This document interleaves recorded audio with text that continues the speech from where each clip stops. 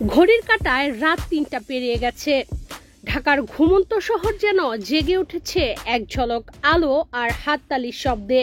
হাতিরঝিলের MP theatre মঞ্চে তখন ধীরে ধীরে উঠতে থাকেন বাংলাদেশ নারী ফুটবল দলের সদস্যরা। ক্লান্ত চোখ মুখ, তবে তাতে দমে যাওয়া লক্ষণ নেই।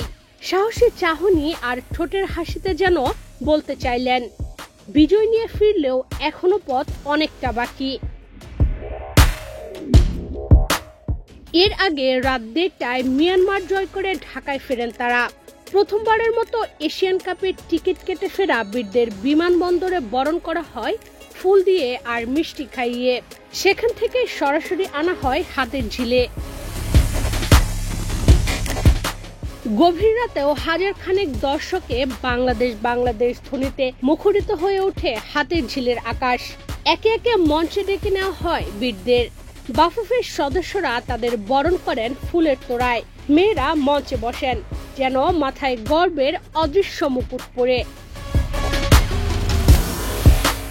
ঝলমলে মঞ্চে দাঁড়িয়ে বাফুফের সভাপতি তাভিদ আওয়াল জানান, নারী দলকে নিয়ে তার পরিকল্পনার কথা। Gold's Gym is a globally recognized and well-established fitness brand with over 600 franchises around the world. Now at the Boshundara Sports Complex and Boshundara City. Gold's Gym Bangladesh.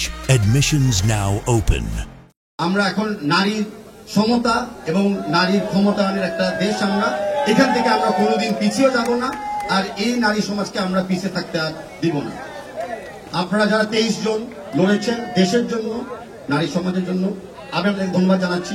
থেকে আমাদের একটাই এখন কমিটমেন্ট, একটাই স্লোগান, একটাই এখন tagline, which is mission Australia. সেখানে আমরা যাচ্ছি। মঞ্চ আর গ্যালারি পানির ওপর, এজন্য এক অনন্য পরিবেশ। রাত গভীর, দর্শকদের আবদার মেটাতে মঞ্চে উঠতে হয় Rituparna চাকমাকে।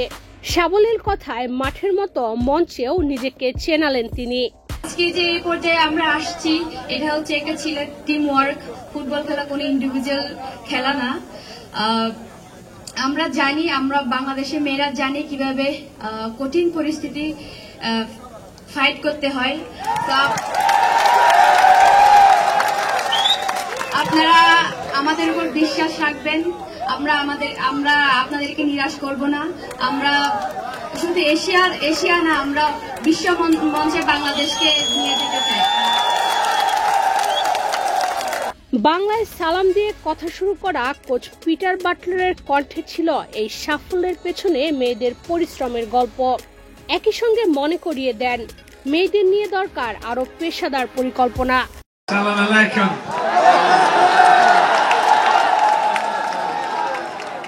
It's been a tough week, and I would say probably not just a tough week, but more importantly, it's been over the last 9 to 12 weeks. This is the culmination of a lot of hard work which has gone in over the last year. We've had our ups and downs. We've had a tumultuous situation, but without the players, the girls, we won't be here today. And I would like to pay, a big thank you to all of you for what you've done, the effort you've put in. But I'd like to say also to the technical team as well, who've really put in a shift and worked on early hours. And I know a lot of people say that I drive the players and I drive the staff to the brink, but it's the only way we get success. তবে এই অভ্যর্থনা শেষে একটি প্রশ্ন ভেসে বেড়াচ্ছিল, শুধু ফুলের তোড়া আর সভাপতির বক্তব্য অনুযায়ী আপনাদের পেছনে আছি, কথাটাই কি যথেষ্ট? গত বছর সাফ জয়ের পর মেয়েদের 1.5 কোটি টাকা বোনাস দেবে বলেছিল বাফুফে। তবে 9 মাস পেরুলেও এখনো কানাকড়িও পাননি ফুটবলাররা। এজন্য হয়তো এবার কোনো ঘোষণাই এলো না।